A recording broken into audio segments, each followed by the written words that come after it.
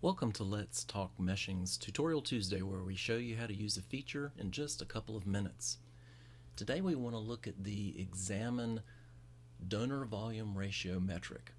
I've already imported an example grid here from our wing body overset assembly tutorial, which is a post assembly file which includes overset data already.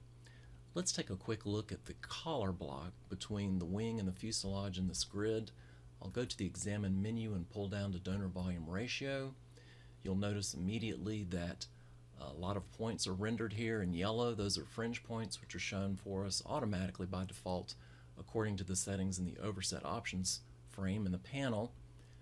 We really want to look at the cells as an example here today, so let's turn off those fringe points. And first let's look at a histogram so we can see how our cells fall relative to donor volume ratio. When I turn that on, I can see, of course, most of my cells fall down here close to 1, which is what we really want to see in donor volume ratio. Of course, all of the interior cells which are not receiving data also fall down here at 1 and are shown there as well. But I can see values over roughly around 10. I don't have too many cells, and those are the ones that I probably want to focus on to try to find. Let's zoom up a little bit here on our block. And let's go over to the Cuts tab and enable cutting for an X cut. And I can see immediately in this cut that I've got a few cells here on the fringe that have higher values. As I mouse over these cells, their values are shown down here in the status bar, and also their corresponding value is shown on the color bar. So you'll note that as I mouse over these cells. Many of these cells in this area are around 1 to 2, which is awesome. These ones shown in yellow you can see actually are up closer to 20, so those are cells that we would want to look at in order to see why the donor volume ratio is so large in that region.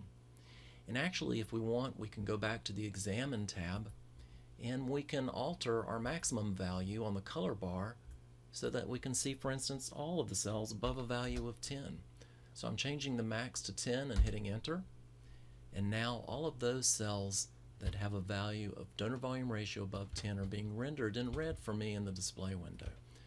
So this is a region that I would want to focus on, obviously, to see why I'm getting such a mismatch in cell volume between those particular cells and the donor blocks that are being used.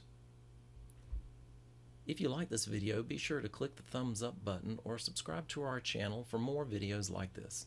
If you have any questions or comments, drop us a line down below or connect with us on Twitter, which is linked in the description.